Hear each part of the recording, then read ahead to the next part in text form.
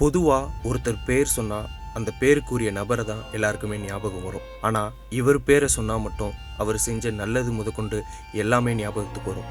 அந்த அளவுக்கு கேப்டன் விஜயகாந்த் அவர்கள் ரொம்பவே எல்லாருக்குமே நல்லது பண்ணியிருக்காரு. அவர் இன்னைக்கு காலையில் காலமாயிருக்காரு. இந்த விஷயத்தை கேட்ட உடனே தமிழக மக்கள் அனைவருமே ரொம்பவே அதிர்ச்சிக்கு உள்ளாயிருக்காங்க அப்படின்னு தான் சொல்லியாகணும். எல்லாருமே அவருக்காக கண் கலங்கிக்கிட்டு இருக்காங்க. இவர் கடந்த 10 நாளைக்கு முன்னாடி ஹாஸ்பிட்டலில் அட்மிட் ஆகியிருக்காங்க அப்படின்னு சொல்லும்போது கூட எல்லாருமே இவர் எப்படியாவது சீக்கிரம் வீடு திரும்பணும் அப்படின்ற மாதிரி தான் வேண்டிகிட்டு இருந்தாங்க. இவர் மீண்டும் நேற்று ஹாஸ்பிட்டலில் அட்மிட் பண்ணியிருக்காங்க, இது வெறும் ரெகுலர் செக்கப் தான் அப்படின்னு சொன்னதுக்கப்புறம் தான் எல்லாருமே ஆறுதல் அடைஞ்சாங்க, நிம்மதி பெருமூச்சு விட்டாங்க. ஆனால் இன்னைக்கு காலையில் அவர் உடல்நலக்குறைவால் காலமாயிருக்காங்க அப்படின்னு சொன்னதுமே தமிழக மக்கள் எல்லாருமே வரைஞ்சு போயிருக்காங்க.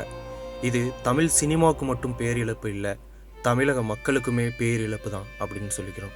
இந்த சமயத்தில் விஜயகாந்த் அவர்களை இழந்து வரும் அவரது குடும்பத்தினர் மட்டும் அல்லாமல் தமிழக மக்களுக்கும் எங்களது ஆழ்ந்த இரங்கல்களை தெரிவித்துக் கொள்கிறோம்.